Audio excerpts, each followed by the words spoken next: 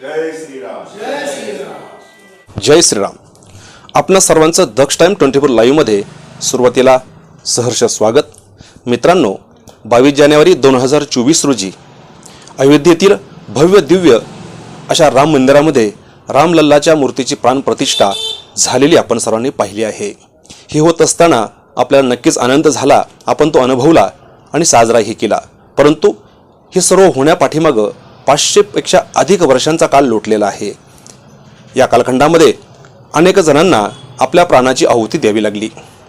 अगदी अलीकडे पाहायचं म्हटलं तर पहिली कारसेवा 1990 साली घडली आणि ती घडत असताना प्रतिकूल परिस्थितीमध्ये सरकार विरोधात असताना गावागावातून घराघरातून अनेक कारसेवक रामभक्त अयोध्येकडे मार्गस्थ झाले. जाताना कोणीही रेल्वेनं गेलं नाही, कारण अनेक ठिकाणी मोठ्या मोठ्या स्टेशनला या कारसेवकांना उतरून घेऊन माघारी पाठवण्यात आलं.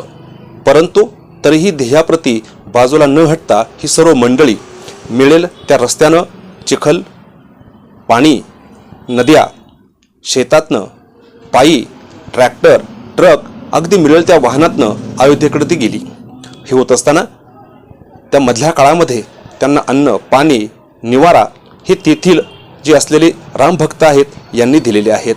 याचबरोबर मुस्लिम समाजानं सुद्धा या मंडळींना खूप अथक मदत ही केलेली आहे. 1990 त्यानंतर 1992 साली सुद्धा कारसेवा करण्यात आली. तेव्हा मात्र अनेक जण रेल्वेनं त्या ठिकाणी पोहोचले. तेव्हा मात्र या मंडळींना कुठल्याही संकटांना सामोरं जावं लागलं नाही. अशा अनेक गोष्टी आपल्याला समजून घ्यायच्या आहेत. खरं तर कारसेवा म्हटलं तर हा शब्द अनेक तरुणांना, आत्ताच्या पिढीला हा नवीन आहे. यामुळं आजच्या व्हिडिओतनं, आजच्या मुलाखतीतनं आपल्याला कारसेवा म्हणजे नेमकं काय या शब्दाचा उलगडा झाल्याशिवाय राहणार नाही.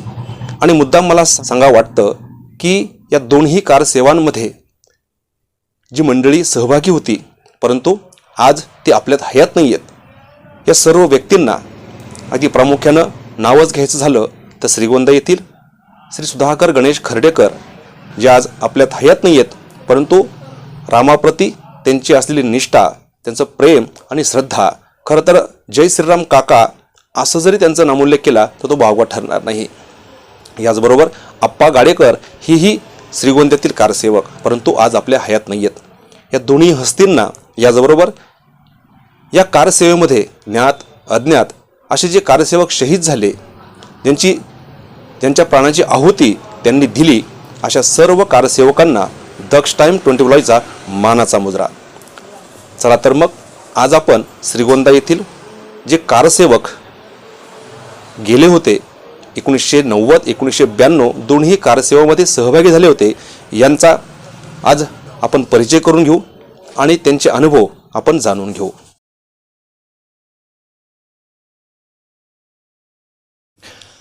आज आपण श्रीगोंदा येथील अयोध्येच्या निमित्तानं ज्या ठिकाणी रामलल्लाची आज मूर्ती प्रस्थापित होते आहे, प्रतिष्ठापना झालेली आहे, त्या पहिल्या कारसेवेसाठी श्रीगोंदा येथून अनेक कारसेवक गेले होते.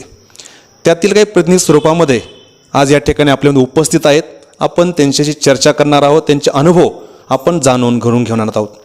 परंतु तत्पूर्वी आपण त्यांचा परिचय या ठिकाणी करून घेऊयात. मी सुनील विश्वनाथ अनबुले, राहणार चोराचीवाडी, सध्या स्थायिक श्रीगोंद्यात आहे. 1990च्या कारसेवेत सहभागी झालेलो होतो. मी कैलास नारायण एरंडे, राहणार पारगाव सुद्रीक, 1992 सालच्या कारसेवेमध्ये मी सहभागी होतो. मी श्रीनिवास पत्की, दोन्ही कारसेवांना होतो. श्रीगोंद्यातला हे वकिलीचा व्यवसाय करतो आणि ज्या वेळेला या कारसेवा झाल्या त्यावेळेला मी श्रीगोंदा तालुक्याचा संघाचा कार्यवाह म्हणून कार्यरत होतो. नमस्कार, मी मदनंत फडणीस, श्रीगोंद्यात राहतो, वकील व्यवसाय करतो. 1990 सालच्या कारसेवेमध्ये मी सहभागी होतो आणि ज्यावेळेला ही कारसेवा झाली त्याच्या आधीपासून ग्राहक मंचाची जबाबदारी माझ्याकडे परिवाराने दिलेली होती. नमस्कार, मी ॲडव्होकेट केशवराव नागवडे, श्रीगोंद्यात 80 सालापासून वकिलीचा व्यवसाय करतो आहे. मी 80 सालापासून विश्व हिंदू परिषदेचं काम करत होतो आणि कारसेवेमध्ये सामील झालो. त्यावेळेस विश्व हिंदू परिषदेचं आणि भारतीय जनता पार्टीचं काम करत होतो. 1990 सालच्या कारसेवेमध्ये मी सामील झालो होतो. जय श्रीराम. दादाराम एकनाथ ढवाण.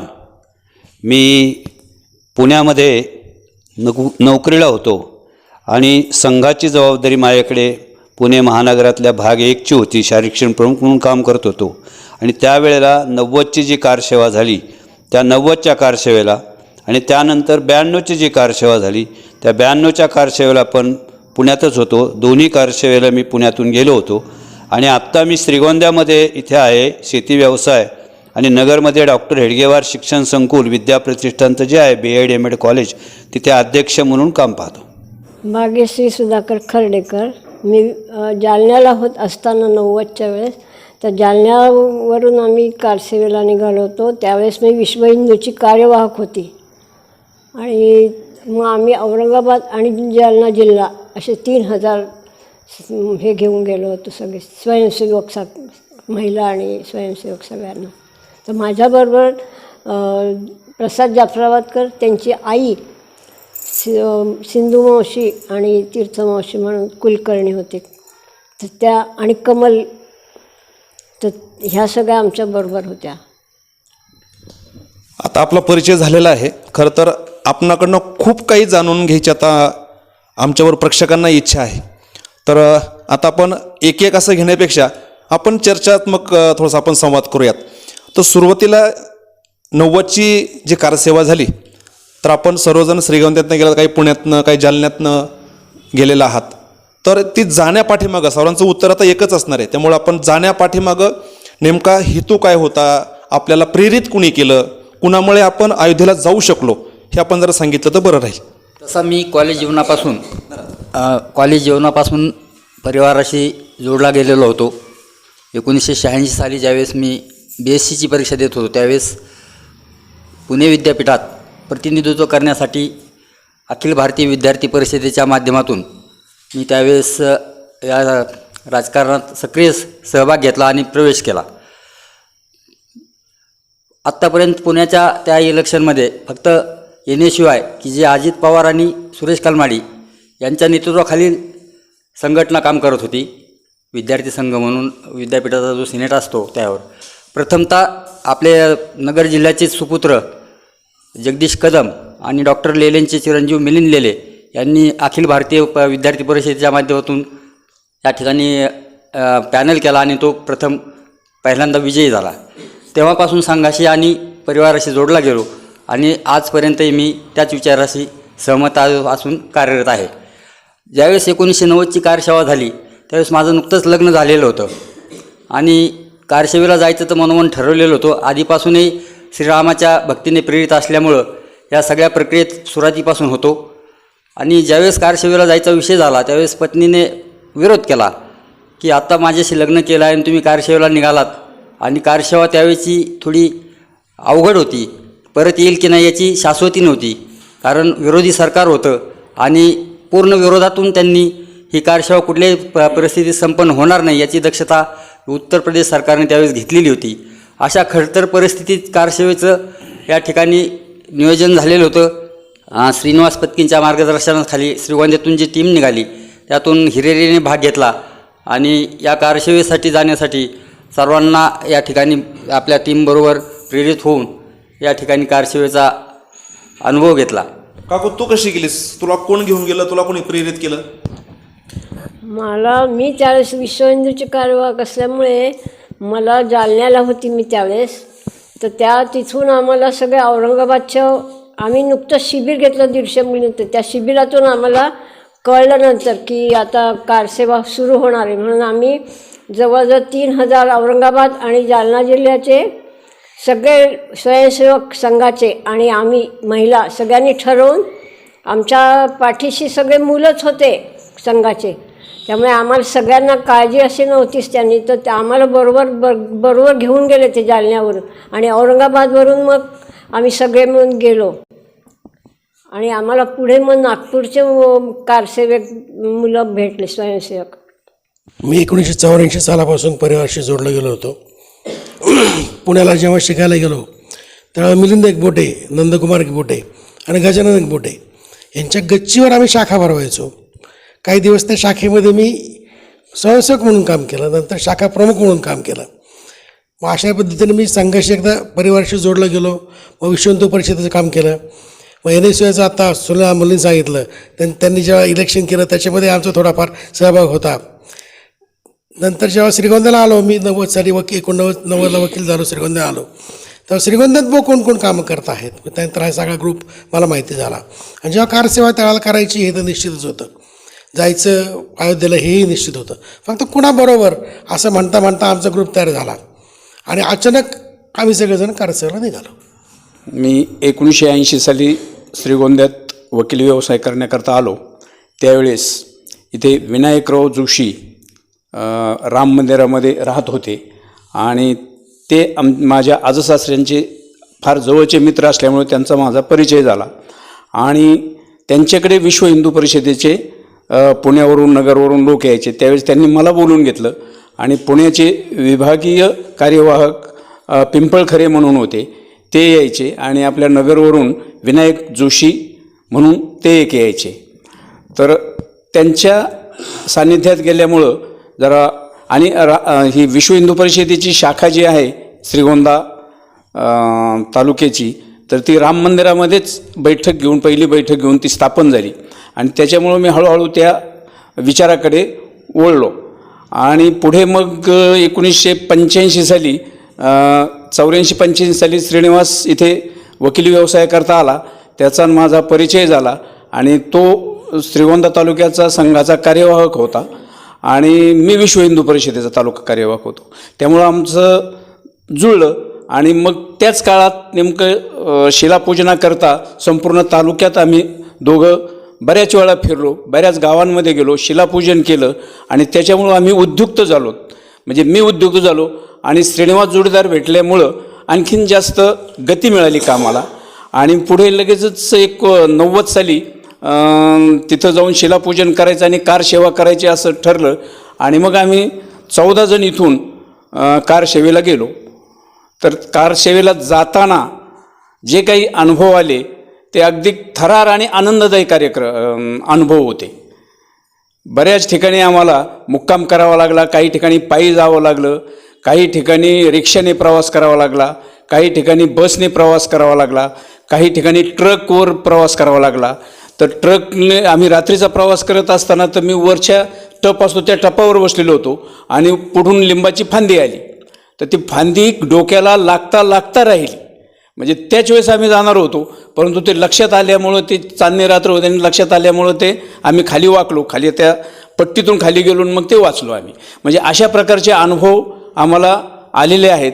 आणि तिथे पोहोचल्यानंतर आता आम्ही प्रवासात असतानाच तिथं 2 तारखेला गोळीबार झाला आणि आम्ही त्यावेळेस समथरमध्ये होतो आणि समथरमध्ये मग आम्ही मुलायम सिंगांची अंत्ययात्रा काढली. त्यावेळेस आम्ही सर्वच होतो त्या अंत्ययात्रेत सामील झालो आणि असे अनेक अनुभव आलेले आहेत. आणि तिथं गेल्यानंतर मग आम्ही तिथं त्या ढाच्याच्या तिथं गेलो, रामलल्लाचं दर्शन घेतलं, 1 दिवस तिथं मुक्काम केला आणि आम्ही परत निघालो. आणि मग पुढे 1992 साली ज्यावेळेस पुन्हा कारसेवा करता जायचे त्यावेळेस आम्ही पूर्वीच्या कारसेवेमध्ये होतो म्हणून आम्हाला अटक करण्यात आली आणि जवळजवळ 7 दिवस आम्हाला विसापूरच्या कारागृहामध्ये ठेवलं गेलं. माझं आणि संघाचं नातं हे शाळेच्या काळातच अस्तित्वात आलं, परंतु माझ्यावर सगळ्यात प्रभाव जर कोणाचा झाला असेल तर त्यावेळेचे पुणे महानगर प्रचारक माधवराव कुलकर्णी, ज्यांना आज सगळं जग मधुबाई कुलकर्णी या नावानं ओळखतं, यांच्या मी अत्यधिक प्रभावाखाली होतो. अनेक प्रचारक होते, अनेक प्रचारकांनी अनेक प्रकारे प्रभाव पाडला, कोणाकोणाची नावं घ्यायची. कारसेवेला निघताना आम्हाला उत्तर प्रदेशमध्ये गेल्यानंतर अडचणी येणार हे अभिप्रेतच होतं, माहीतच होतं, परंतु आमच्या अडचणी घरातूनच सुरू झाल्या. आम्हाला निघण्यासाठी जी तारीख दिली होती, जी वेळ दिली होती, जी गाडी दिली होती, त्या गाडीपर्यंत आम्ही पोचू शकलो नाही, कारण इथं नदीला पूर आलेला होता. 2 दिवस आम्ही सगळे इथं नदीच्या काठावर उभे राहून पूर कधी ओसरतो याची वाट बघत होतो. तोपर्यंत नगर जिल्ह्यातला पूर्ण जथा, सर्व स्वयंसेवक कारसेवेला निघून गेलेले होते. 2 दिवसांनी जेव्हा पाणी कमी झालं त्यावेळेला आम्ही दौंडला पोचलो आणि पुढं गेलो. कारसेवेला जाताना एक अतिशय विचित्र अनुभव आम्हाला आला. काही प्रवास रेल्वेनं झाला, काही प्रवास बसनं झाला, काही ट्रॅक्टरमधून केला, बराचसा प्रवास पायी केला. आज त्यातला सांगण्यासारखा एक किस्सा असा की माझ्याबरोबर आलेले एखाद दुसरा माणूस जर सोडला तर बाकी सर्वजण संघाचे स्वयंसेवक होते. त्यामुळे आम्हाला काही गोष्टी पूर्ण जाणीव होती. आपण निघाले आहोत ते अयोध्येला जाऊन कारसेवा करायची या गोष्टीसाठी. संघात जे नेहमी एक पद्य गायलं जातं, आपुल्या ध्येयावरी असू दे दृष्टी तुझी रे पुरी. आमची दृष्टी फक्त अयोध्येवर होती. पायी चालत असताना अलाहाबादच्या पुढं आम्ही छिलबिला नावाच्या गावात उतरलो आणि तिथून पायी प्रवास सुरू केला. तिथून पुढे गावगोंड म्हणून गाव लागलं. तिथं काही लोकांनी आम्हाला रात्री मुक्कामाची सोय केली, जेवण्याची सोय केली. त्यांची अपेक्षा अशी होती की अयोध्या लांब राहू द्यात, तुम्ही आता इथं आलात तर या गावातली मशीद पाडून आपण पुढं जाऊ. परंतु इतर मशिदी पाडण्याचं ध्येय कधीही दृष्टीसमोर नव्हतं. अयोध्या हे एकच ध्येय दृष्टीसमोर होतं. त्यामुळे रात्रीच्या अंधारात त्यांची नजर चुकवून आम्ही पहाटे 2-2:30 वाजता छिलबेला सोडून पुढे गेलो आणि अयोध्येला पोचलो. पुण्यामध्ये संघाचे 3 भाग आहेत. त्यातला जो एक भाग आहे, भाग क्रमांक 1, त्या भागाचा शारीरिक प्रमुख म्हणून मी काम करत होतो. आणि अयोध्येमध्ये 30 ऑक्टोबर ही तारीख कारसेवेसाठी पक्की झालेली होती. पुण्यामधून अनेक बॅचेस वेगवेगळ्या गाड्यांमधून जाण्याची व्यवस्था झालेली होती. काहीजण अगोदर गेले. एक दिवस असा विषय झाला, आम्ही सगळे त्या भागाचे कार्यकर्ते म्हणून होतो. माझ्याबरोबर विनायक डंबीर, त्यानंतर विनायकराव थोरात आणि तिथले मान्य संघचालक आपटे, असे आम्ही विचार करायला लागलो. आणि गेलेल्या स्वयंसेवकांची काहीच माहिती मिळत नव्हती. शेवटी विषय असा झाला की या लोकांच्या माहितीसाठी म्हणून आपण कुणाला तरी पाठवायचं. आणि त्याच्यामध्ये माझं नाव हे पक्कं झालं. जायचं कसं? आणि तर मग त्यांनी आपण काय केलं, तिथे एक स्टॅटफील्ड म्हणून आपटे जे आहेत मान्य संघचालक, त्यांची कंपनी होती. आणि त्यांच्या कंपनीच्या ह्याच्यामधला मी त्यांच्या कंपनीत नोकरी करतो आणि त्यांचा सेल्समन म्हणून जायचं. आणि मग तिथे सगळी माहिती मिळवायची. आपण त्या ठिकाणी गेलेले जे स्वयंसेवक आहेत, ज्या बॅचेस आहेत, कोण कोण कुठे गेलेले आहेत, कोण कुठे आहेत, जेवढी माहिती मिळवता येईल तेवढी माहिती घ्यायची आणि ती इकडे पोच करायची. त्यावेळेला फोन पण नव्हते, मोबाईल नव्हतेच. मग ते टाईप करून त्याच्यावरती जे कंपनीचा जो हे होता त्यावेळेचा, त्याच्यावर SMS करायचा, टेलिफिल्टर, त्याच्यावरून ते पाठवायचं. म्हणजे मग ते इथे मिळायचं. अशा पद्धतीच्या सिस्टीममधून मी गेलो. जाताना डायरेक्ट तिकीट काढून आणि सगळ्या पॅन्ट शर्ट आणि व्यवस्थित रीतीने एक सेल्समन या ह्याने गेलो की तिथे जरी गेलो तरी मला कोणी परत आणखीन बा एखादा हे म्हणतील किंवा कारसेवक आहे याची अटक होऊ नये ही काळजी घेण्यासाठी म्हणून हे केलं. आणि इथून डायरेक्ट तिकीट काढून अलाहाबादला गेलो. अलाहाबादमध्ये जेव्हा संध्याकाळी उतरण्याची वेळ आली तेव्हा मला पुण्यातली एक बॅच, बापूराव घाटपांडे जे आहेत त्यांच्याबरोबर काही महिला होत्या, मुली पण होत्या, अशा सगळी एक बॅच त्या दिवशी संध्याकाळी गाडीतून उतरताना स्टेशनमध्ये भेटले. आणि मग तिथून पुढे सुरू झालं की आणि त्यांनी एक ठिकाणी अगोदरच स्वयंसेवकाकडे तिथल्या स्थानिक अलाहाबादमधल्या स्वयंसेवकांच्याकडे ठरवून ठेवलं. त्या मुली असल्यामुळे, महिला असल्यामुळे त्यांची निवासाची व्यवस्था केली होती. मी असं कुठे ठरवलं नव्हतं, पण यांच्याबरोबर मला बापू म्हणले की आता तुम्ही आमच्याबरोबर चला. आणि मग रात्रीचा मुक्काम मी त्यांच्याबरोबर केला. आणि दुसऱ्या दिवशी माझ्याकडे जे काम होतं किंवा इथे कोण स्वयंसेवक आलेले आहेत आणि मग तिथे काय व्हायचं, मोर्चे निघायचे. जे सगळे तिथे अलाहाबादमध्ये आलेले स्वयंसेवक, तिथले असलेले रामभक्त, मग त्या मोर्चामध्ये मी अगदी माझी एक बॅग जवळ ठेवून असं आपलं दुरुस्ती करतो. माझ्याकडूनही चूक झाली बोलताना, पण आपण अलाहाबाद म्हणतोय जे आज प्रयागराज आहे. अच्छा, हां, ठीक आहे. तर ते प्रयागराजमध्ये जेव्हा मी तिथे हे झालो आणि मग तिथे जी मिरवणूक होती त्या मिरवणुकीमध्ये मी पाहायला लागलो. तर तिथे फिरता फिरता मला काही कार्यकर्ते, पुण्यातून आलेले सगळे आपले स्वयंसेवक आणि आपले जे श्रीधरपंत फडके आहेत हे पण पोचलेले होते आणि तेही असंच माझ्यासारखं ते फिरत होते. ही माहिती मिळाल्यानंतर आणि हे कुठे थांबलेत तर तेव्हा त्या ठिकाणी रज्जू भैयांनी त्यांचं स्वतःचं घर हे आपल्या विश्वहिंदूच्या कामासाठी कार्यासाठी म्हणून तिथं दिलेलं होतं. तिथे हे सगळे कार्यकर्ते आपले पुण्यातले जे आहेत ते येऊन थांबले होते. मग मी मुक्कामाला तिथे गेलो आणि साधारणपणे ही जी माहिती आहे की कोण कोण इथे आहेत, कुठल्या बॅचेस इथं आलेल्या आहेत, स्वयंसेवक किती आहेत, महिलांची बॅच आलेली आहे, ह्याची माहिती इत्थंभूत मी पुण्याला कळवली. आणि मग त्या ठिकाणी जे कार्यकर्ते होते, जे स्वयंसेवक होते, ज्यांना अयोध्येला जायचं होतं त्याची व्यवस्था त्या कार्यालयातून चालू होती. परंतु मला आणखीन 1-2 दिवस ही सगळी माहिती पुण्याला कळवायची असल्यामुळे मी थोडं 1-2 दिवस थांबलो आणि मग त्यानंतर मी 2 दिवस थांबून मग अयोध्येला जाण्याचा माझा प्रवास सुरू केला. तो प्रवास जो आहे तो पुष्कळ खडतर आहे. आम्ही ज्यावेळेस कारसेवेत निघालो त्यावेळेस शेवटपर्यंत आमचा प्रवास सुखाचा झाला, अगदी व्यवस्थित. पण पुढे गेल्यानंतर अयोध्येत पोचल्यावर आम्हाला भयंकर चालावं लागलं. इतके गावं फिरलो आम्ही पायीच. आणि तिथे गेल्यानंतर आम्हाला तिथल्या लोकांनी जी प्रेम दिलं, प्रेम दाखवलं. तिथल्या महिला अक्षरशः गरम पाणी करून त्यात मीठ टाकून आमच्या पायाला तेल लावून आमचे पाय त्या पाण्यात सोडून आमचे पाय चोळत होत्या. तर आम्ही म्हटलं एवढी आमची सेवा नाही नका करू. तर त्या महिला म्हणल्या, इथे जे रामललासाठी तुम्ही एवढ्या लांबून आल्यात महाराष्ट्रातून, तर मग आमची सेवा ही काहीच नाही आहे म्हणे. उलट आमच्या इथे सीता आली आहे, लक्ष्मी आली, असं करून त्या महिलांनी आम्हाला पूर्ण 15 दिवस आमचे पाय धुतले, पाय चोळले, पायाला तेल लावलं आणि रात्री झोपताना सुद्धा पाय दाबले. कारण म्हणे सीताच आमच्या इथे आल्या आहे सगळ्या. इथपर्यंत आमची सेवा त्या लोकांनी केली. म्हटलं मग आमची सेवा काहीच नाही, आम्ही आलो नुसतं रेल्वेने आलो ना, तुमच्या घरी जेवतोय, खातोय, सगळं करतोय. आणि नंतर मग पुढचा प्रवास जो झाला आमचा तो भयंकर खडतर होता. कारण त्या ह्याच्यामध्ये आम्ही मॉब घेऊन गेलो होतो 10,000चा, औरंगाबादचे तिथले महिला सगळ्यामध्ये. तर त्या ह्याच्यामध्ये आम्हाला त्यावेळेस काका पण होते आणि काकांना फटका बसला होता बंदुकीचा, त्यामुळे काका पुढे नाही जाऊ शकले.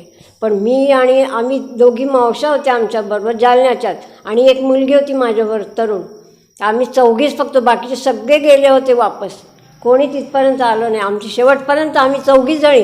पण आम्हाला तिथे चंद्रपूरचे संघाचे स्वयंसेवक मिळाले 25 जण. तर त्यांनी आम्हाला शेवटपर्यंत साथ दिली, संघाच्या स्वयंसेवकांनी. तर त्यांनी आम्हाला साथ केली आणि आम्हाला ज्या लोकांनी फटके मारण्यासाठी बंदुका समोर ठेवल्या होत्या तर त्याच्यातून आम्ही वाचलो. कारण आमचे केस दोघींचे लांब लांब होते. तर आम्हाला वेण्यानं धरून त्यांनी याच्याखाली घातलं, टेबल खाली हॉटेलमध्ये का, आणि मग आम्ही तिथे थोडंसं सुरक्षित वाचू.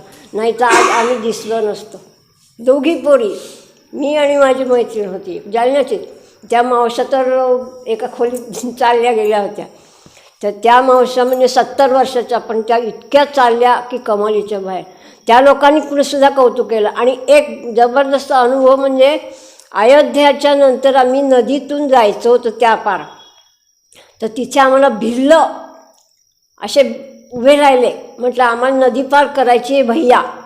तर ते लोक आम्हाला बोलले म्हणे, त्यांनी आम्हाला भालेबरचे दाखवले, आम्ही डाकू आहोत म्हणे, तुमच्या अंगावर असेल ते काढा. म्हणजे आमच्या अंगावर काहीच नाही, अशा प्रवासात आम्ही कसं अंगावर आणू, काहीच नाही, सोनं नाही, काही नाही, पैसा नाही, काही नाही. म्हटलं आम्ही फुकट प्रवास करत आलो, आम्ही एवढंही बोललो. तर त्यांना ते भैया म्हटलं, तेवढ्या एका शब्दाने प्रेमाने ते भालेबरच्या त्याने टाकून दिल्या नावेमध्ये आणि म्हणे बसा, आणि आम्हाला त्या पार केलं. वकिलांनी सांगितलं की आमचा नगरचा ग्रुप पुढे निघून गेला, आम्ही अडकलो होतो. आम्ही पोचलो रेल्वेने झाशीला रेल्वे स्टेशनवर उतरलो. आम्हाला अटक करायची सगळी व्यवस्था तिथे झालेली होती. आम्ही परत रेल्वेमध्ये चढलो. भौगोलिक परिस्थिती अशी आहे की उत्तर प्रदेशमध्ये काही परत मध्य प्रदेशचा भाग येतो आणि परत पुढे उत्तर प्रदेश आहे. आम्ही मध्य प्रदेशाच्या भागामध्ये गेल्यानंतर त्यांनी सांगितलं गावाचं नाव, तिथे आम्ही चेन ओढली, उतरलो दतिया आणि तिथून आम्ही चालत अयोध्येला गेलो. आम्ही जवळजवळ 214 ते 220 किलोमीटर आम्ही चाललो. रात्रंदिवस आम्ही चालत होतो सगळेजण. एवढा प्रचंड मंतरलेले दिवस होते ते. तो आमच्या आयुष्यातला तो सुवर्ण काळ होता. म्हणजे कोण काय संबंध नाही आहे. अगदी आम्ही ज्या रस्त्याने जातो तो रस्ता पाऊल वाट आहे, तिथे कुणाचं घर दिसत नाही, काय नाही. माणसं रस्त्यामध्ये आम्हाला पाणी, अन्न घेऊन उभे असायचे. आणि अन्न म्हणजे काय, पुऱ्या, बटाट्याची भाजी आणि हिरव्या मिरच्या. अख्ख्या अयोध्येपर्यंत जाईपर्यंत आम्ही हे 3 पदार्थ भरपूर खाल्ले. आणि अक्षरशः काकूंनी सांगितलं तसं लोक आमच्या पाया पडायचे, आम्हाला लाज वाटायची. असं करत करत आम्ही एका गावामध्ये जिथे पोचलो तिथे तर त्यांनी सांगितलं कायदा नावाचा काय प्रकार आहे इथे आमच्याकडे काही नाही. आमच्याकडे लाईट आहे पण लाईटची मीटर नाहीत. आमच्याकडे प्रत्येक घरामध्ये त्यांच्याकडे सगळे डाकू, म्हणजे सगळे अगदी कोणीतरी असे 2 खून केलेला, कोणी 5 खून केलेला, असे सगळे. पोलीस या गावात येत नाहीत. आम्ही तिथे गेलो, आम्ही म्हटलं तर आमचं काय होणार आहे. पण त्यांनी एवढी आमची सेवा केली आम्हाला. आम्ही तिथे 1.5 दिवस तिथे होतो. आणि तिथेच आम्हाला सांगितलं तिथं फिरत यात्रा काढली होती समथरला. आणि त्यानंतरचं जे किस्से आहेत ते तर पोलिसांनी आम्हाला मदत केली. आणि पोलिसांनी आम्हाला शरयू नदी पार करून दिली, गोमती नदी पार करून दिली हे होड्यामधून रात्रीचे. त्यावेळेला मला वाटतं राजस्थानचा ग्रुप आमच्याबरोबर होता. राजस्थानचा ग्रुपचा जो लीडर होता तो आणि आमचे सुनील फुले एका पडक्या घरामध्ये लपून बसले होते. आम्हाला बराच वेळ नंतर सापडले नाहीत. असे काय किस्से प्रचंड, म्हणजे ते काय सांगावे ते अवघड आहे.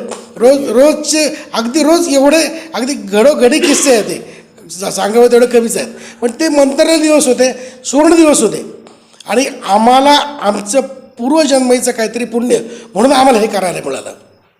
आणि त्याचा सगळ्याचा परिपाक म्हणजे आज आम्हाला जे समाधान वाटते की त्या ठिकाणी आज रामलल्लाची मूर्तीची प्रतिष्ठापना केली गेलेली आहे. आपण हे जे काही कारसेवेचे अनुभव आत्ता कथन करत आहोत, पण एक दुर्दैव म्हणूयात, आपण श्रीगोंद्यातून 16 जणांची टीम या ठिकाणी कारसेवेला गेलेली होती. दुर्दैवाने आज 2 सवंगडी, 2 कारसेवक आपल्यात नाहीत. त्यांचं या ठिकाणी स्मरण होणं मला थोडं गरजेचं वाटतं आहे. म्हणून आपल्यात नसणारे कैलासवासी आप्पासाहेबजी गाडेकर आणि बळीराम लांडगे हे 2 कारसेवक दिवंगत झालेले आहेत. आपणा सर्वांच्या वतीने त्यांना मी अभिवादन, भावपूर्ण आधी श्रद्धांजली अर्पण करतो आणि अभिवादन करतो. आणि ज्यांच्या प्रेरणेने हे कालचं आपल्याला रामलल्लांचं प्रतिष्ठापनेचा योग आपण घडवून आणलेला आहे सगळ्यात, त्या हुतात्म्यांचं स्मरण निश्चित झालं पाहिजे. कारण ज्यावेळेस आम्ही अयोध्येत पोहोचलो होतो कारसेवेला त्यावेळेस प्रचंड परिस्थिती भयानक होती. आम्ही गोळीबार झाल्यानंतर 4थ्या दिवशी पोहोचलो तरी त्या ठिकाणी हजारोचे प्रेत सरणं चालू होते आणि सामूहिक दहन त्यांचं चालू होतं. सरयू नदीचं पाणीसुद्धा तोपर्यंतही लाल होतं. म्हणजे इतक्या मोठ्या प्रमाणात कारसेवकांची त्यावेळेस हत्या झालेली होती. आणि हे कधीबी विसरून चालणार नाही. म्हणून मला ही एक खंत या ठिकाणी व्यक्त करायची होती. पण अयोध्येपर्यंत पोहोचण्यात आलेले कटू अनुभव की जे तुमच्या कायम स्मरणात आहेत किंवा कधी विसरणं शक्य नाही. आणि हे संपूर्ण प्रवासाचे काळ स्मरणात आहे आणि कटू प्रसंग कोणताच नाही. अच्छा, नाही, तो 15 दिवसाचा कालखंड असा होता की तो कोणीच कधीच विसरू शकत नाही. आमच्या ग्रुपमध्ये कुठेही कटू प्रसंग आलेले जे आले ते आयुष्यभर लक्षात ठेवण्यासाठी. तुम्ही सांगा कटू अनुभव तुमच्या, तुम्ही सांगा आणि चांगले अनुभव त्यातले सांगा, थोडे सांगा बरं. प्रयागराजमध्ये या सगळ्या स्वयंसेवकांची माहिती घेण्यासाठी जेव्हा पोहोचलो आणि 1 दिवस तिथे सगळं हे केल्यानंतर 2 दिवस मी थांबलो. आणि नंतर म्हणजे रज्जू भैयांनी जे दिलेलं संघाचं कार्यालय एक तिथे जे हे चालायचे शाळा, ते शाळेचं कार्यालय म्हणून विश्वहिंदूसाठी दिलेलं होतं आणि सगळे स्वयंसेवक तिथे होते. आणि 30 तारखेला आणि 31 तारखेला त्यांनी म्हटलं की ज्यांना कुणाला अयोध्येचं जायचं आहे त्यांची आपण व्यवस्था करू. आणि मग त्यांनी एक रिक्षा बोलवली आणि त्या रिक्षेमधून पाठवले. मी 30 तारखेला नाही गेलो, थांबलो 1 दिवस अजून सगळी माहिती करण्यासाठी. आणि 31 तारखेला मी या रिक्षामधून पुढे गेलो. पुढे गेल्यानंतर त्यांनी एका रेल्वे स्टेशनवरती आम्हाला सोडलं आणि पुढे रेल्वेने प्रवास करायचा असं ठरवलं. पण संध्याकाळची वेळ झालेली होती आणि रात्री 11, 11:30 वाजले. आणि त्यावेळेला अचानकपणाने जे तिथले पोलीस आहेत ते रेल्वे महुवा स्टेशन म्हणून आहे तिथे गाडी थांबवली आणि त्या गाडीमधून जे असे कारसेवक होते त्यांना खाली उतरवलं. त्याच्यामध्ये मलाही उतरावं लागलं. माझ्याबरोबर पुण्यातल्या 6 जणांना मी घेऊन चाललो होतो. आम्ही सगळेजण खाली उतरलो. उतरल्यानंतर त्यांनी आम्हाला पोलीस स्टेशनच्या गाडीमध्ये बसवलं आणि पुन्हा मागे आणून सोडलं. परत थांबलो, घरी इकडे आलो, कार्यालयात आलो आणि दुसऱ्या दिवशी सकाळी परत आणखी निघालो. आणि पुढे निघाल्यानंतर पुढे त्यांनी गाडी एक ठिकाणी अडवली. गाडी अडवल्यानंतर त्या चौकीवाल्यांनी आम्ही त्या रिक्षामधून उतरलो आणि रेल्वे लाईनच्या पटरीने चालत चालत पुढे गेलो. पुढे गेल्यानंतर आम्हाला एक रेल्वे भेटली. ती रेल्वे त्या स्टेशनवरती आम्ही थांबून चढलो आणि त्या गाडीने पुढे तिथला जो प्रतापगड म्हणून स्टेशन आहे त्या प्रतापगड स्टेशनला गेलो.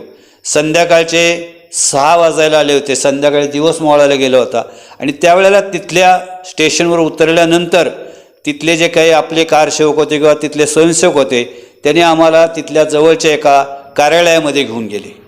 रात्रीची जेवणाची व्यवस्था केली आणि म्हटले 1-2 तास इथे थांबायचं आणि त्याच्यानंतर पुढच्या बॅचेस इथे येतात त्यांची व्यवस्था आम्हाला करायची, त्यामुळे तुम्हाला आम्ही पुढे रात्रीचं सोडणार. रात्री 2 वाजता त्यांनी उठवून आम्हाला पुढे त्या रेल्वे पटरीवरून जायला सांगितलं.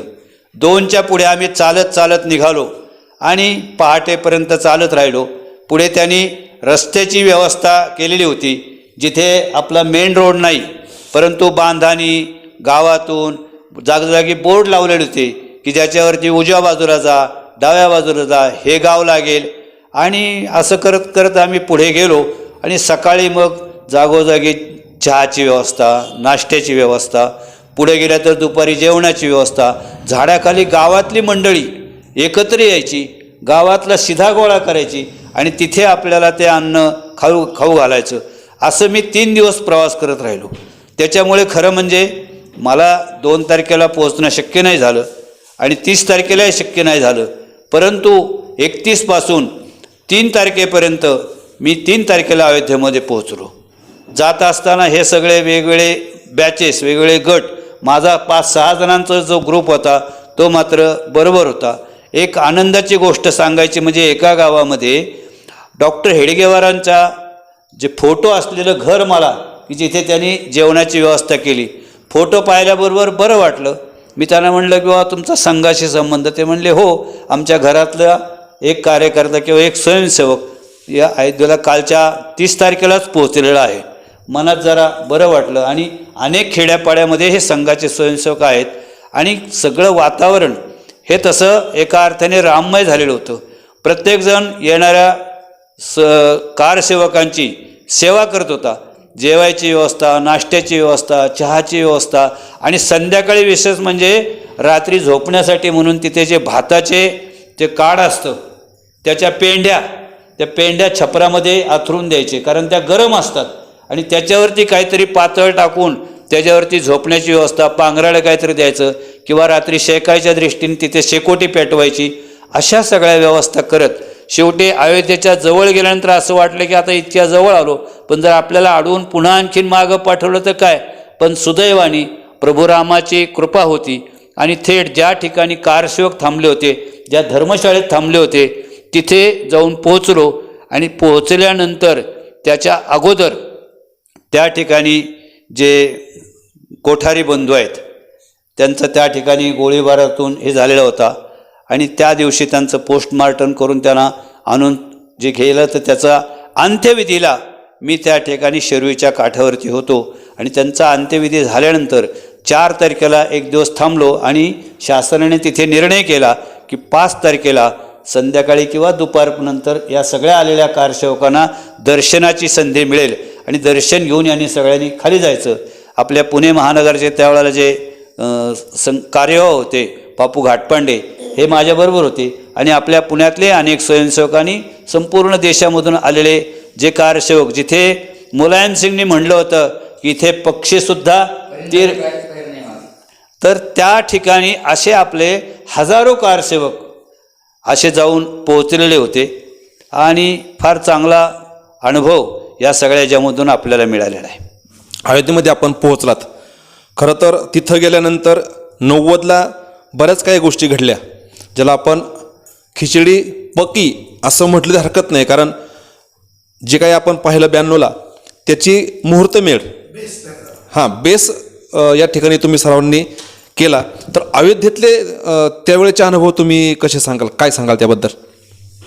आता या कारसेवेकडं पाहण्याचा दृष्टिकोन सुरुवातीपासून असा असायचा की हे फक्त हिंदूंचं आंदोलन आहे, रामाच्या मंदिरासाठी चाललेलं. परंतु ज्यावेळेस आम्ही उत्तर प्रदेशात प्रवेश केला आणि अगदी ग्रामीण भागातून आम्हाला या कारसेवेसाठी जाण्याची संधी मिळाली.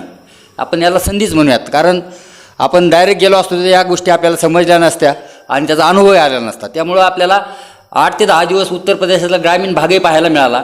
ग्रामीण जनतेचे अनुभव आपल्याला त्या ठिकाणी वेगवेगळ्या स्वरूपात आले.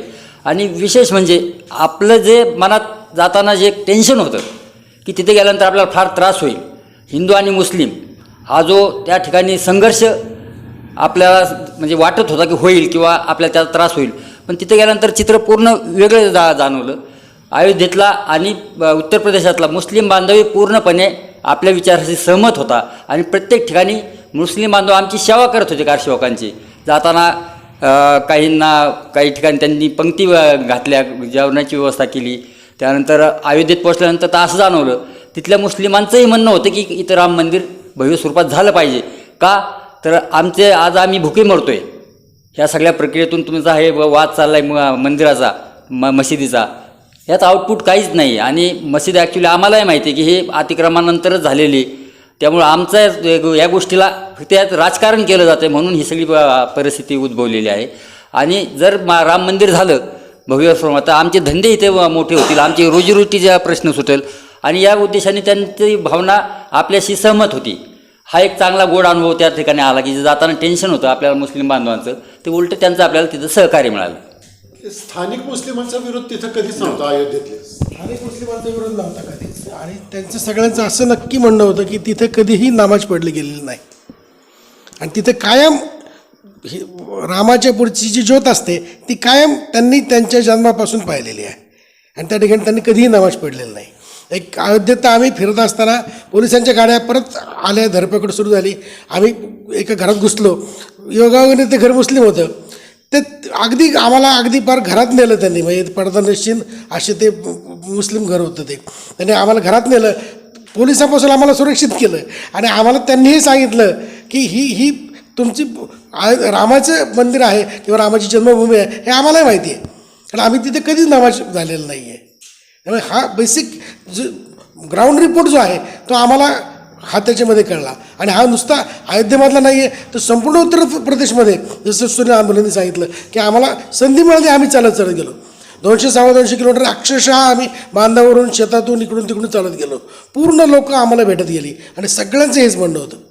पत्की वकिलांनी सांगितलं तसं आम्ही एका ठिकाणी मुक्कामाला थांबलो. तिथे तर त्यांची एवढी तयारी होती की तिथे मुस्लिम पण होते, त्यांच्या गावातली मशीद आमच्या हातून पाडून घ्यायची असं त्यांनी ठरवलं होतं. आणि म्हणून आम्हाला रात्री तर आम्हाला तिथून पळ काढायला लागला की आमचं ध्येय वेगळं होतं, आम्हाला दुसरे फाटे फोडायचे नव्हते. ते झालं असतं तर आणखीन वेगळाच विषय काहीतरी निर्माण झाला असता. जय श्रीराम. मी 1972 साली सुरुवातीला बाल्यावस्थेत असताना श्री क्षेत्र पंढरपूर या ठिकाणी शिक्षण घेत होतो. त्यावेळेस बालपणी ज्या ठिकाणी मी राहिलो होतो त्या ठिकाणी श्रीनिवास देवलजी म्हणून एक ज्येष्ठ संघाचे कार्यकर्ते होते. त्यांचा त्यावेळेस चित्रपटगृहातील ज्या मशनी आहेत त्या दुरुस्तीचं त्यांचं मोठं एक व्यवसाय होता त्यांचा. त्यावेळेस त्यांचा आणि माझा परिचय झाला. त्यांनी संघाबद्दल माहिती दिली आणि आम्ही लहान असतानाच त्यावेळेस माझ्या वर्गातले काही मुलं संघाच्या शाखा वाळवंटामध्ये शाखा भरत होते, सायम शाखा, त्या शाखेमध्ये जात होते. त्यांच्याबरोबर मी शाखेत जायला लागलो आणि तिथून माझं संघाशी संबंध सुरू झाला. त्यावेळेस देव, देश आणि धर्म ह्यासाठी संघ आहे, त्यासाठी आपलं आयुष्य आहे असं त्यावेळेस मनावर बिंबलं. नंतर कालांतराने 75 साली मी श्रीगोंद्याला आलो, इथं श्रीगोंदा तालुक्यामध्ये. तर आल्यानंतर त्यांच्या माध्यमातून परत शाखेत जोडला गेलो आणि 1980 साली ज्यावेळेस ज्योत यात्रा निघाली, शिलायात्रा निघाल्या, त्यावेळेपासून श्रीगोंद्यामध्ये त्यावेळेस श्रीनिवास पत्की आणि नागोडे वकील हे त्यावेळेस ह्याच्यामध्ये सक्रिय होते आणि रणशोर डॉक्टर पारगावचे, त्याच्यामुळं आणि इथं जास्त संबंध आला आणि त्याच्यामध्ये ओढलं गेलो. हे 90ची कारसेवा झाली. 90च्या कारसेवेवर मला जाता आलं नाही, पण ज्यावेळेस 92ची कारसेवा ठरली त्यावेळेस आम्ही इथून श्रीगोंदा म्हणजे आमच्या गावातून मी त्यावेळेस 40 लोकांना घेऊन गेलो होतो. आम्ही जाताना नगरहून बसलो आणि प्रयागराज स्टेशनला आम्हाला उतरवलं 2 डिसेंबरला. त्याच्यानंतर आम्हाला तिथून दुपारच्या नंतर एक गाडीमध्ये बसवलं आणि प्रतापगड स्टेशनमध्ये आम्हाला सगळ्याला अटक केली तिथं. त्यावेळेस आमची जेवढी गाडीतले लोक सगळ्यांना तिथे कॉलेजमध्ये जवळ स्टेशनपासून जवळ कॉलेज होते त्या ठिकाणी नेऊन बसवलं सर्वांना. तिथे 2 दिवस आम्ही त्या ठिकाणी होतो. त्यावेळेस पोलिसांनी खूप सहकार्य केलं, आम्हाला जेवण वगैरे आणून द्यायचे, पण सोडत नव्हती. त्यावेळेस कोल्हापूरचे काही त्यावेळेस कारसेवक होते, त्यांनी खूप दंगल केल्यानंतर आम्हाला 5 डिसेंबरला तिथून बाहेर सोडलं. त्यावेळेस संघाचे त्यावेळेस तिथले जे काही कार्यकर्ते होते त्यांनी येऊन प्रयत्न करून तिथून 5ला सोडलं आणि त्या प्रतापगड स्टेशनहून आम्ही दुपारच्या गाडीनंतर संध्याकाळी फैजाबाद स्टेशनला उतरलो होतो रात्री. आणि त्या ठिकाणी आम्हाला काहीच माहीत नाही त्या ठिकाणचं, पहिल्यांदाच गेल्यामुळं तिथं. तर रात्री आम्हाला तिथं उचललं आणि एका ट्रकमध्ये तिथल्या स्वयंसेवकांनी अयोध्येपासून बरंच लांब 10 किलोमीटर लांब नेऊन त्यांच्या शेतामध्ये ठेवलं 5 डिसेंबरला रात्री. तरी सगळी व्यवस्था झाली आणि 6 डिसेंबरला आम्हाला सकाळी तिथून आणून सोडलं. त्यावेळेस श्रीनिवास पत्कींची आमची काही त्यावेळेस भेट नव्हती झाली. आम्हाला ते कर्नाटकच्या प्रांताच्या शिबिरामध्ये तिथं आम्हाला ठेवलं होतं त्या ठिकाणी. आणि तिथून सकाळी स्नान करून दुपारी आम्ही त्या ठिकाणी सभे ठिकाणी आलो. तर त्यावेळेस 92ला सगळं वातावरण भारलं होतं. असंख्य कारसेवक त्या ठिकाणी पोचलेले होते. सभा चालू होती आणि सभा चालू असतानाच गोंधळ झाला. त्या गोंधळामध्ये माझ्याजवळ असणाऱ्या बऱ्याच लेडीज सगळ्या इकडे तिकडे पांगल्या गेल्या आणि 1 तासाने परत आम्हाला सगळे सापडले त्या ठिकाणी. आणि 6 वाजता तो ढाचा पाडला. त्यावेळेस खूप म्हणजे अनुभव त्यावेळेस खूप आले. त्यावेळेस नंतर आम्हाला महाराष्ट्राच्या शिबिरामध्ये संध्याकाळी त्या दिवशी श्रीनिवास पत्केलांच्या श्रीगोंदा नगर जिल्ह्याच्या ग्रुपमध्ये आम्हाला आणून सोडलं त्या ठिकाणी. आणि दुसऱ्या दिवशी परत निघताना परत गाडीमध्ये बसल्यानंतर परत गाडी दुसऱ्या ठिकाणी एका ठिकाणी उभी केली. त्या ठिकाणी मुसलमानची एरिया होता सगळा, पण तिथंही त्यावेळेस खूप त्या लोकांनी सहकार्य केलं. अशा प्रकारे त्या 92 सालचं घटना घडलेल्या आहेत.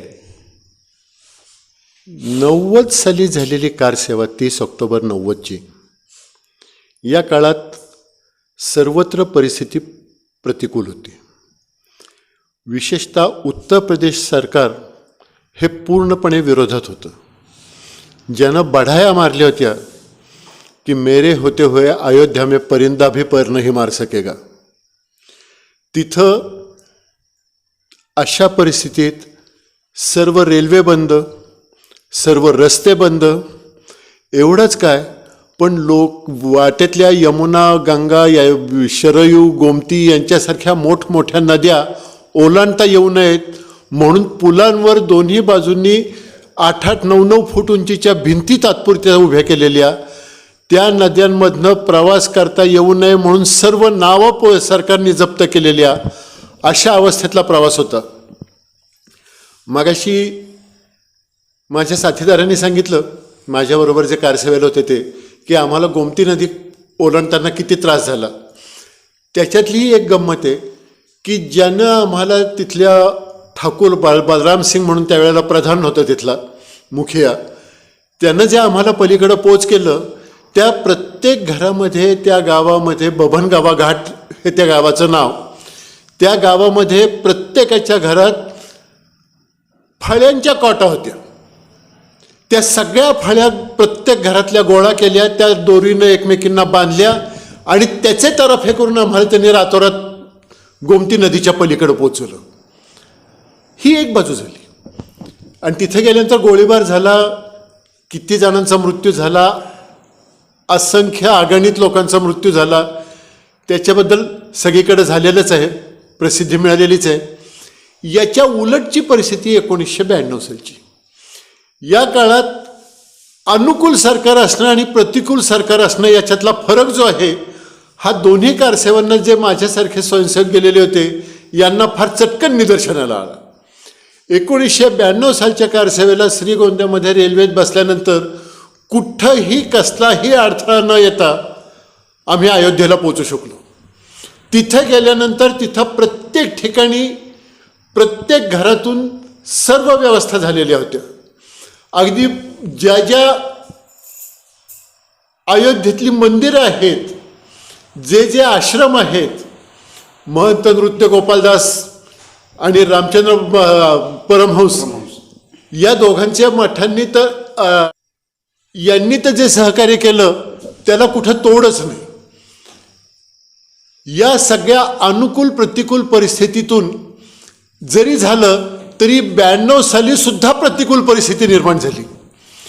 जेव्हा संध्याकाळी 5:13 तिसरा घुमट खाली आला, त्याच्यानंतर काही काळातच कल्याण सिंगांचं सरकार बरखास्त करण्यात आलं आणि त्याच्यानंतर आणीबाणीची परिस्थिती उभी राहिली.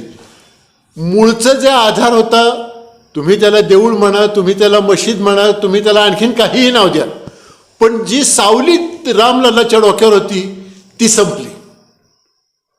त्याच्यानंतर काय, रामलल्लाला उन्हा पावसात तर तसंच उघडा ठेवता येत नाही. आम्ही हा सगळा कार्यक्रम उरकून आपापल्या तंबूंमध्ये शरयू नदीच्या काठावर व्यवस्था केलेली होती. जाऊन झोपलो जेवण करून आणि तेवढ्यात आम्हाला परत निरोप आले की आपल्याला तातडीनं मंदिर बांधायचे, तुम्ही लगेच जन्मभूमीवर चला. पहाटे 2, 2:30, 3च्या सुमाराला आम्ही सगळेजण पुन्हा जन्मभूमीवर गेलो. विटांचे ट्रकांची व्यवस्था झालेली होती.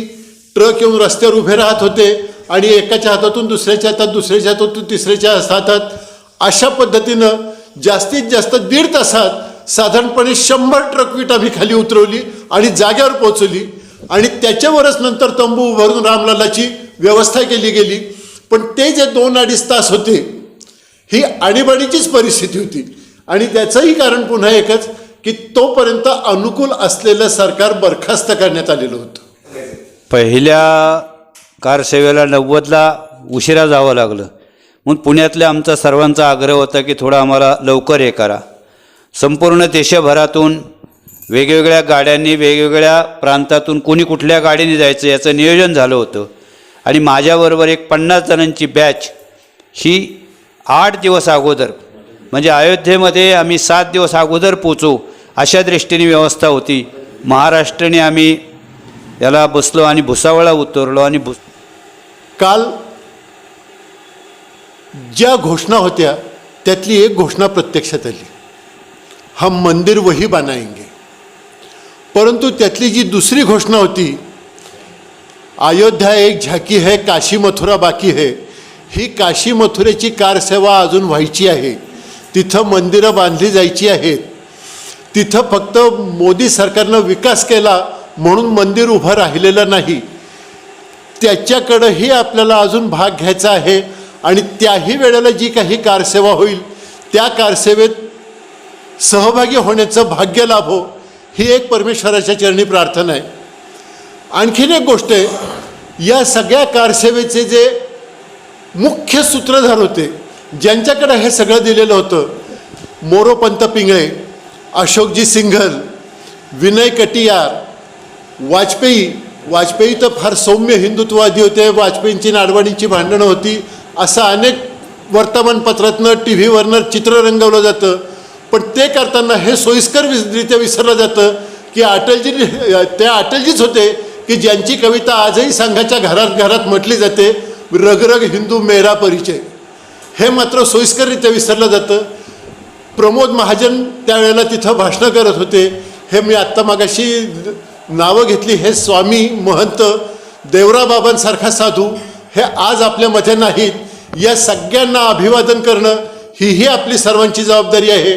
आणि पहिल्या कारसेवेला जाण्यासाठी उशीर झाल्यामुळे दुसऱ्या वेळेला आपण लवकर जावं अशी संकल्पना, माझ्याबरोबर 50 जणांची बॅच आणि त्याचा वाहिनी प्रमुख म्हणून मी त्यावेळेला होतो. पुण्यातल्या पिंपरी चिंचवड महानगरातली सगळी मंडळी माझ्याबरोबर होती आणि जवळजवळ 9 ते 10 दिवस अगोदर आम्ही निघालो आणि 30 तारखेला हे त्या ठिकाणी अयोध्येमध्ये पोहोचलो. आणि तिथून रामाच्या या मंदिरापासून अगदी जवळ 100-150 फुटावरती त्या ठिकाणी एक नगर वसवलेलं होतं. त्याच्यामध्ये आमची राहण्याची व्यवस्था त्या ठिकाणी केली. त्यामुळे एक भाग्य असं होतं की रामाच्या मंदिरापासून अत्यंत जवळ. पुढे नंतर 7 दिवस सतत कारसेवक येत होते आणि येणाऱ्यांची व्यवस्था पलीकडे लावत होते. तिथून जवळपास 5 ते 10 किलोमीटर अंतरावरती अनेकांना जावं लागायचं आणि परत या मंदिराच्या जवळ यावं लागायचं. त्या ठिकाणी उत्तर प्रदेशातल्या अनेक गावामधून या असलेल्या कारसेवकांच्यासाठी म्हणून जेवणाची अत्यंत उत्तम व्यवस्था, रोज सकाळी नाश्ता, दुपारचं जेवण, रात्रीचं जेवण, पॅकेट्स द्यायचे आणि अशी चांगल्या पद्धतीची व्यवस्था उत्तर प्रदेशच्या सगळ्या कार्यकर्त्यांनी, सामान्य माणसांनी आणि सगळं एकूण जर वातावरण पाहिलं तर राममय झालेलं होतं. आम्ही रोज सकाळी उठायचो, वेगवेगळ्या मंदिरात जायचो आणि तिथे सकाळी उठल्यानंतर एका घरी जाऊन आम्ही त्या विहिरीवरती आंघोळ करायचो. त्या आम्हाला चहा द्यायच्या सकाळी सकाळी आणि पुन्हा हा सगळा व्यवस्था. शेवटचा दिवस ज्या दिवशी 6 तारीख जेव्हा आली, त्या 6 तारखेच्या सकाळी त्यांनी आम्हाला जेव्हा चहा दिला, त्या घरातली माता भगिनी त्या अशा म्हटल्या की अनेक वर्षे हे सगळं चाललेलं आहे, आता अनेक या ठिकाणी कारसेवक आलेले आहेत, यावेळेला जर काही घडलं तरच काहीतरी घडेल, अन्यथा हे घडणं किंवा हे राम मंदिराची व्यवस्था काही होईल असं वाटत नाही. आणि सुदैव असं की त्या तारखेला 6 डिसेंबरला अनेक जण त्या ठिकाणी जे सभा चाललेली होती, सभेमध्ये अनेकांची भाषणं चालू होती आणि तिथे वेगवेगळ्या पद्धतीने व्यवस्था हालचाली चालू होत्या. मंदिरातली रामलालाची मूर्ती जी होती ती तिथून हलवली गेली आणि अचानकपणाने जो सगळा एका अर्थाने कुणालाही माहिती न होणारा परंतु प्लॅन असं मला वाटतं. आणि घडलं असं की मग सगळेजण एकदम तुटून पडले आणि त्या ठिकाणी त्यांनी सगळ्यांनी मिळून त्या सगळ्या जो ढाचा होता किंवा मंदिर होतं ते सगळं बाजूने सगळं टोकरायला सुरू केलं. हातात जे मिळेल, मग टिका मिळेल, पहार मिळेल किंवा काही ना काहीतरी किंवा लाकडं मिळतील, त्यांनीसुद्धा ढुसण्या देऊन ते दगडं पाडली. आणि संध्याकाळी 5 वाजता तो जो वरचा घुमट होता खालचं मोकळं केल्यामुळे तो घुमट खाली बसला आणि त्याच्या ठिकऱ्या झाल्या. आणि नंतर 5-5:30च्या नंतर मग स्वयंसेवक, कार्यकर्ते, कारसेवक हे सगळे पांगले गेले. आणि नंतर काही वेळाने असं ठरलं की रामलालाची मूर्ती ही असं ठेवणं बरोबर नाही, बाजूला राहणं सोयीचं नाही आणि म्हणून मंदिर उभं करायचं. आणि तिथून पुढे संध्याकाळी लगेचच पुढच्या मंदिराच्या उभारणीचं काम सुरू झालं आणि बाजूलाच त्या ठिकाणी पत्र्याचं किंवा कापडाचं हे करायचं, काही भिंतीवरती थोड्याशा उभ्या करायच्या, त्याच्यामध्ये आम्ही परत सर्व मदत केली. आणि रात्री हे सगळं काम पूर्ण झाल्यानंतर दुसऱ्या दिवशी सगळ्यांना सांगण्यात आलं की आता इथे कोणीही थांबायचं नाही. वेगवेगळ्या गाड्या तिथे लागल्या, जागोजागी जाण्याची व्यवस्था आणि श्रीराम तिकिटावरती जाण्याची परत येण्याची व्यवस्था त्यांनी तिथे केली. आणि दुसऱ्या दिवशी आम्ही 2 वाजता परत तिथून आलो. तेव्हा असा हा त्यावेळचा जो एकूण चित्तथरारक जी घडलेली घटना आहे, घुमट पडणं किंवा ते मूर्ती किंवा राम मंदिर पुढचं असलेलं पडणं, हा फार महत्त्वाचा भाग घडला आणि त्यामुळे पुढचा इतिहास पण सुरू झाला. मग ते अनेक ज्या काही घटना आहेत त्या आपल्या सर्वांच्या समोर आहेत. आणि जे प्रत्यक्ष काल 22 तारखेला या ठिकाणी रामलालाची मूर्ती त्या ठिकाणी स्थापन झाली, ही एक आपण जे काही 90ची कारसेवा, 92ची कारसेवा ही जे केलेली आहे त्याचं आपल्याला समाधान मिळतं आणि एक चांगलं काम आपल्या हातून घडलं. आणि आज आता रामाचं भव्य असं मंदिर भव्य बनाएंगे, मंदिर वही बनाएंगे, या दोन्ही गोष्टी पण साध्य झाल्या आणि त्याचा परमानंद आज आपल्याला मिळत आहे. हा आनंद सगळ्या देशभरात सर्व मंदिरामध्ये काल अनेक जण प्रत्येक गावातल्या मंदिरात जात होते. आनंदाने रामाचं मंदिर असेल, हनुमानाचं मंदिर असेल, महालक्ष्मीचं मंदिर असेल, जे कुठलं गावाचं मंदिर आहे, भैरवनाथाचं मंदिर असेल, तिथे अयोध्येतल्या आलेला अक्षता घेऊन हे सगळेजण झाले आणि सगळं वातावरण देशाभरातलं राममय झालं. हा एक आनंद. आणि त्याचबरोबर श्रीगोंद्यामध्ये या ठिकाणी जसं अयोध्येमध्ये 22 तारखेला रामाचं मंदिरामध्ये प्रतिष्ठापना झाली, तसे श्रीगोंद्यामधल्या रामाचं मंदिर गेल्या 10-12 वर्षापूर्वी त्याची सुरुवात झाली. आपण या ठिकाणी श्रीगोंद्यामध्ये प्रवीणभाई तोगडे यांच्या हस्ते जे पडलेलं मंदिर होतं, ते मंदिरावरती त्या ठिकाणी खर्डेकर काका आम्ही सगळेजण मिळून एक त्या ठिकाणी पूजा केली, त्या ठिकाणी हवन केलं, त्या ठिकाणी होम केला आणि प्रवीणभाई तोगडे यांच्या हस्ते त्या ठिकाणी त्याचं भूमिपूजन केलं. आणि सुदैव असं की ते मंदिर नंदू ताडेंनी अधिक लक्ष घालून सगळ्या प्रकारचे प्रयत्न करून ते उभं राहिलं आणि त्याचा कलश आणि त्या ठिकाणी मूर्तीची प्रतिष्ठापना किंवा प्राणप्रतिष्ठा ही सुद्धा त्याच वेळेला योगायोगाने याच दिवशी घडली, याचाही आनंद आहे. त्यामुळे या सगळ्या कार्यक्रमात अयोध्येत जरी गेलो नसलो तरी इथल्या राम मंदिरामध्ये अशा प्रकारचा योग आपल्याला मिळाला. एका अर्थाने त्या रामाचं दर्शन आम्हाला इथे सुद्धा घडलं. भविष्यामध्ये आम्ही केव्हा ना केव्हा तरी अयोध्येला निश्चित जाऊ आणि तिथं आता आपण रामाचं दर्शन घेऊन येऊ असं मला वाटतं. कारसेवेत जे घडलं ते आमच्या दृष्टीने खूप अविस्मरणीय होतं. 90च्या कारसेवेत आम्ही जेव्हा गेलो होतो, आता तिथे जे रामललाची मूर्तीची स्थापना झाली आहे, तर ते सगळं मी काल टी व्हीवर पाहिलं आणि मला काकांची आठवण झाली की आज ते असते तर किती आनंद वाटला असतं त्यांना. आणि ते पाहून मी अक्षरशः काल रडली की किती आज आपल्या कारसेवेच्या ह्याचं कष्टाचं चीज झालं. सगळेच कारसेवक, पण जे गेले कारसेवेमध्ये त्या कारसेवेच्या लोकांना, गेलेल्या लोकांना जास्त आठवण करणं जास्त हे आहे.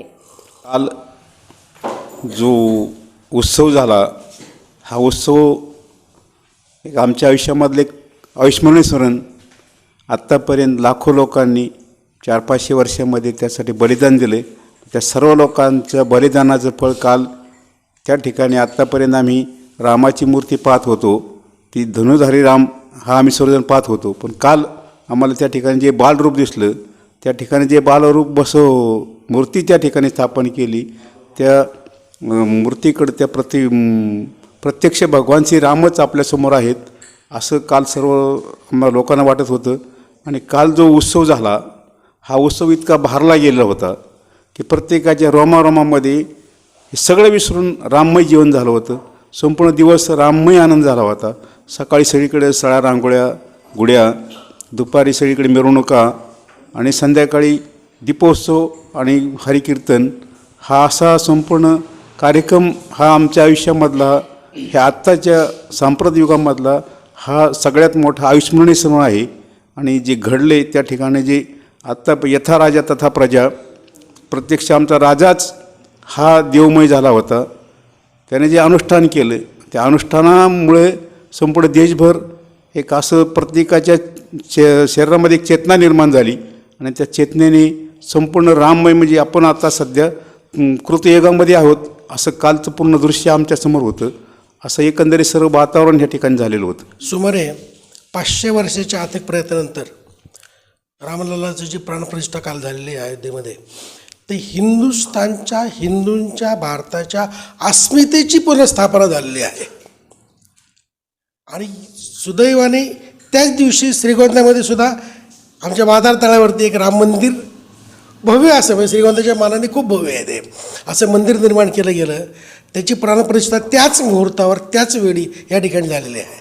आणि जसं आपण अयोध्येतल्या राम मंदिराबद्दलची मगाशी श्रीनिवास पत्कींनी खूप नावं घेतली, कित्येक लोक असे आहेत की ज्यांची नावं माहीत नाहीत आपल्याला, पण श्रीगोंद्यातल्या राम मंदिराचं जे बहुसंख्य म्हणजे 70%, 80%, 90% मी म्हणेन श्रेय दिलं पाहिजे ते म्हणजे नंदकुमार ताडे यांना. आणि एकाच दिवशी हे दोन्ही राम मंदिरं निर्माण झाली, प्राणप्रतिष्ठा झाली, हे श्रीगोंद्याच्या दृष्टीने फार सुदैवाचा विषय आहे. 90ची कारसेवा ते 22 तारखेची प्रतिष्ठापना हा जो मधला कालखंड होता आणि या हाताने जी कारसेवा केली हे स्वप्न आपल्या हयातीत पूर्ण होते की नाही अशी शंका असताना 22 तारखेला जे प्राणप्रतिष्ठा झाली मूर्तीची आणि एक प्रकारे आपलं स्वप्न पूर्ण झालं असं प्रत्येक हिंदूंचं आणि प्रत्येक कारसेवकांचं हे एक स्वप्न पूर्ण झाल्यासारखं काल उत्सव साजरा झाला. दीपावलीपेक्षाही मोठा उत्सव भारतभर साजरा केला. भारतातच नव्हे तर भारताबाहेर देखील हिंदूंनी हा उत्सव साजरा केला आणि यातच हिंदूंची जी अस्मिता होती ती पुनर्स्थापित आणि जागृत झाली. फडणवीस वकिलांनी सांगितल्याप्रमाणे प्रत्येक हिंदूंच्या अभिमानाचा हा क्षण होता आणि तो आयुष्यात अविस्मरणीय असा राहील. धन्यवाद. जय श्रीराम. 22 जानेवारी 2024ला अयोध्येमध्ये भव्य मंदिरात रामलल्लाची मूर्तीची प्राणप्रतिष्ठा झाली. त्यात इतका आनंद होत आहे की आनंद का होत आहे तर याच्याकरता मला 90 नंतरचं एक थोडीशी घटना सांगावी लागेल. तर मी 90ला कारसेवेला जाऊन आल्यानंतर अयोध्येवरून आम्ही प्रसाद आणला होता आणि तो प्रसाद द्यायला मी आमचे आदरणीय बाप्पूंना द्यायला गेलो. मी श्रीगोंदा कारखान्यावरती त्यावेळेस बाप्पूंनी माझ्याकडे जरा खजीलपणाने पाहिलं. काय म्हणले तुम्ही करताय आता ह्या काळामध्ये. आणि त्यावेळेस मला जरा थोडंसं फील झालं की आपण चुकीचा तर निर्णय घेतला नाही ना. परंतु याच्यातून मी बाहेर तर काही पडू शकलो नाही. परंतु काल जी रामलल्लाची प्राणप्रतिष्ठा झाली तर त्याच्यावरून मला इतका आनंद झालेला आहे की आपल्याच घरातल्या माणसांनी आपल्या या कार्यावरती जरा थोडीशी टीका टिप्पणी केली होती, परंतु आपण ज्या मार्गाने चाललो तो मार्ग हा बरोबर होता आणि काल त्याला फलप्राप्ती झाली. त्याच्यामुळं मला फार मोठा आनंद झालेला आहे. माझ्याच घरातून मला विरोध झाला होता. माझे चुलतेच आहेत ते, पण त्यांनी माझ्या या भावनेला विरोध केला होता आणि ती काल फलश्रुती प्राप्त झाली. पण ते पाहायला ते राहिले नाहीत.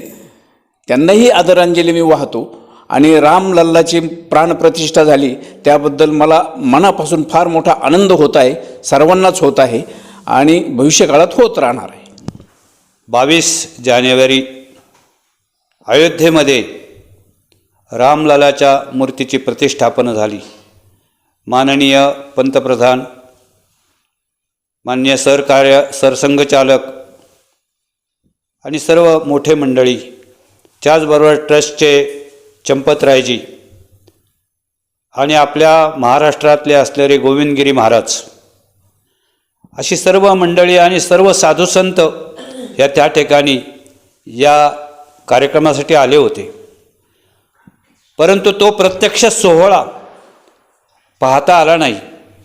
इथल्या राम मंदिरातल्या सोहळ्यामध्ये सहभागी असल्यामुळे, श्रीगोंद्यातला सोहळा आपण करत असल्यामुळे, पण इथून घरी गेल्यानंतर जेव्हा या सगळ्या मंडळींची भाषणं आणि पंतप्रधानांचं एकूण त्यामधलं जे भाषण होतं ते सर्व संतांच्या समोर या राष्ट्राला, या देशाला समोर ठेवून आणि धार्मिक आपल्या भावना आणि आपल्याला देशाचा विकास, राष्ट्राचा, समाजाचा विकास कशा पद्धतीने करायचा आणि रामाला समोर ठेवून रामराज्य आज घडतं आहे आणि भविष्यामध्ये आपल्याला हे रामराज्य अशाच घडवायचं आहे, अशा प्रकारचा एक संदेश पूर्ण देशभरात मिळाला. आणि हे पाहिल्यानंतर रामलल्लाची मूर्ती एका अर्थी जेव्हा पाहत होतो तेव्हा ती दृष्टीला समोर पडली. खरोखर 5 वर्षाच्या असलेल्या बालासारखी ती मूर्ती, चेहऱ्यावरती हास्य आणि डोळ्यामधून अत्यंत तीक्ष्ण असे आपल्याला तिथून असं लक्षात आपल्याकडे अशी त्यांची नजर आपल्याकडे येते. इथपर्यंत त्या चेहऱ्यावरचे हावभाव पाहिल्यानंतर खूप आनंद वाटला आणि अशा प्रकारचा एक परमोच्च आनंद काल पाहायला मिळाला. त्या ठिकाणी अयोध्येमध्ये रामलल्लाच्या प्रतिष्ठापनेची वेळ 12:20 पासून तर 12:45 या मिनिटापर्यंत करावी असा विषय होता, परंतु 12:29 आणि 6 सेकंदांनी त्या ठिकाणी प्रतिष्ठापना झाली. हे सर्व प्रमुख मंडळी त्या ठिकाणी प्रतिष्ठापनेसाठी होते. माननीय पंतप्रधान, माननीय सरसंघचालक, नंतर गोविंदगिरीजी महाराज, सर्व प्रतिष्ठित मंडळी आणि साधुसंत समोर देशभरातल्या सगळ्या प्रकारच्या ज्या शाखा आहेत त्याचे सर्व मंडळी त्या ठिकाणी उपस्थित होते आणि या सर्वांच्या समोर अशा प्रकारची प्रतिष्ठापना झाली आणि अशा एक परमोच्च आनंद सगळ्या देशभर आणि सगळ्या भारतातल्या सर्व माणसांना मिळाला आणि ज्याने ज्याने हा प्रसंग पाहिला त्यांचे आनंद असून डोळे भरून आले आणि आम्ही जेव्हा नंतर हे सगळं पाहिल्यानंतर मनाला समाधान वाटलं आणि असा एक परमोच्च आनंदाचा बिंदू आपल्याला त्या ठिकाणी सापडला किंवा सर्व देशभर आम्हाला आनंद मिळाला आणि सर्व रामभक्त हे आनंदाने त्या ठिकाणी दिवसभर नाचत होते. घरामध्ये दिवाळी साजरी केली, आरत्या लावल्या, त्या ठिकाणी पंत्या लावल्या, रांगोळी केली आणि घरावरती दीपोत्सव करून आनंदाचा सण अशा प्रकारचा संपूर्ण देशभर सर्व भारतवासियांनी साजरा केला. याचा एक आनंद आपल्याला आहे. आणि भविष्यामध्ये त्यावेळेला जे म्हटलं होतं की कार सेवेला जाताना जे म्हणत होते ये तो एक झाकी है काशी मथुरा बाकी है, तो भविष्यामध्ये या दोन्ही गोष्टीसुद्धा ज्या बाकी आहेत त्या पूर्ण होतील अशी आपण अपेक्षा करूया. त्यासाठी जे जे काही करावं लागेल तेही करण्याची आमची तयारी आहे. ज्याची मागणी होईल किंवा ज्याची अपेक्षा केली जाईल त्या पद्धतीने पुढच्याही लढाईसाठी निश्चितपणे आपण जाऊया एवढा निश्चय काल या निमित्ताने केला आणि भविष्यामध्ये निश्चितचपणे आम्ही या कामासाठी सुद्धा त्या ठिकाणी जाऊ आणि लवकरच अयोध्येमधल्या प्रत्यक्ष रामाचं दर्शन घेण्यासाठी जितक्या जवळ जेव्हा राम बोलवेल तेव्हा निश्चितपणे लवकरात लवकर जाऊ एवढी इच्छा रामासमोर प्रदर्शित करतो आणि या ठिकाणी थांबतो.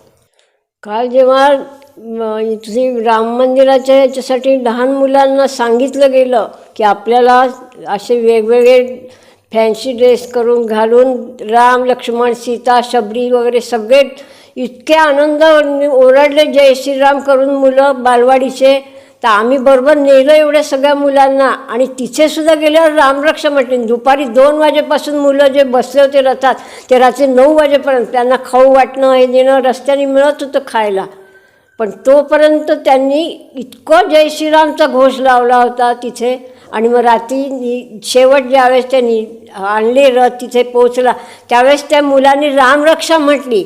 हे महत्त्वाचं. आणि ही पिढी आपण तयार करायची म्हणजे ही पिढी काशी मथुरेला जाऊन आपली कारसेवा करेल. काल जे आपण आपल्याला तिथे जायला संधी मिळाली नाही, पण काल आपण जे दूरदर्शनसमोर बसून जे चित्र पाहत होतो ते चित्र समोर आपल्याला आपल्या ह्या भारतवर्षामध्ये अशी पहिल्यांदाच घटना घडलेली आहे. कुंभमेळ्यामध्ये सर्व साधुसंत येत असतात पण काही ठराविक विभागच त्या ठिकाणी त्याला जोडलेले येत असतात. पण काल आपण जे पाहत होतो न भूतो न भविष्यती आपल्या देशातले जेवढे धर्म आहेत धर्माचार्यांचे जे विभाग आहेत हे सगळे 127 विभागाचे धर्माचार्य त्या ठिकाणी प्रमुख लोकांना आणि सर्व स्तरातील सामाजिक राजकीय शैक्षणिक सर्व क्षेत्रातील प्रमुखांना त्या ठिकाणी एकत्र पाहणे संधी ही आमच्या आयुष्यामध्ये आत्तापर्यंत सगळ्यात लोकांच्या आयुष्यामध्ये पहिल्यांदाच काल ही आपल्याला भेटलेली आहे. ते दृश्य पाहून ह्या जन्मात आपलं खूपच सार्थक झालं आहे असं एक त्या सगळ्या लोकांची एक त्या आपली भावना झालेली आहे. तशी खरी सुरुवात ही 500 वर्षापासून झाली. पण आपल्याला ज्ञात असताना 1984 सालापासून सुरुवात झाली जी मोरोपंत पिंगळेंनी पहिल्यांदा सुरुवात केली. त्यानंतर 90 साली 92 साली श्रीगोंदा तालुक्यातून आम्ही कारसेवक गेलो, आम्ही कारसेवा केली. आम्हाला जे अनुभव आले ते आज आम्ही या ठिकाणी कथन करतो आहोत. आम्हाला काय वाटतं हे आम्ही आज या ठिकाणी सांगतो आहोत आणि सांगण्यासाठी म्हणून आम्हाला जी संधी आज उपलब्ध करून दिलेली आहे ती दक्ष टाइम्स 24 लाईव्ह असा जो चॅनल आहे त्यांनी आज आम्हाला संधी उपलब्ध करून दिलेली आहे. हे अनुभव सांगताना ॲक्च्युली आम्ही तो काळ जगलो. त्यामुळे हे अनुभव जे आम्हाला सांगण्याचं या ठिकाणी उपलब्ध करून दिलेली संधी आहे ती म्हणजे आम्हाला तो काळ जगण्याची संधी उपलब्ध करून दिलेला आहे. त्यामुळे या इतकं सुंदर हे उपक्रम आहे त्याबद्दल मी लाख धन्यवाद देतो दक्ष टाइम्सला. खरा मुद्दा असा आहे की कारसेवा ज्यावेळेस हे काल रामलालांची प्राणप्रतिष्ठा झाली बहुतेकांच्या मनात ज्यावेळेस आमचे प्रत्येक ठिकाणी स्वागत सत्कार सन्मान होत होते आणि कारसेवक असा नामोल्लेख होत होता. बरेचसे लोक या बाबतीत अनभिज्ञ होते आणि नेमकी कारसेवा काय ही आज या ठिकाणी आपण आपल्या चॅनलच्या माध्यमातून या ठिकाणी आपल्या प्रेक्षकांना दाखवणार आहात त्याबद्दल कारसेवकांचे स्वरूप आणि कारसेवा म्हणजे नेमकं काय हे सर्वसामान्य प्रेक्षकापर्यंत या निमित्ताने जाणार आहे की जे सर्वसामान्यांना अजूनही काही कोड आहे की कारसेवा म्हणून हे काय बोलतायत किंवा कारसेवा हे नेमका काय प्रकार आहे. तर कारसेवकांचा अनुभव कारसेवा म्हणजे काय हे आपल्या चॅनलच्या माध्यमातून या ठिकाणी आपल्या प्रेक्षकांपर्यंत जाणार आहे आणि आम्हा सर्वांचा या ठिकाणी आपण या ठिकाणी बोलून सन्मान केलेला आहे आणि आम्हाला ही संधी उपलब्ध करून दिलेली आहे. पुनश्च एकदा सर्वांच्या वतीनं आमच्या कारसेवकांच्या वतीनं आपल्या या चॅनलचा आम्ही या ठिकाणी धन्यवाद करतो. जय हिंद, जय श्रीराम.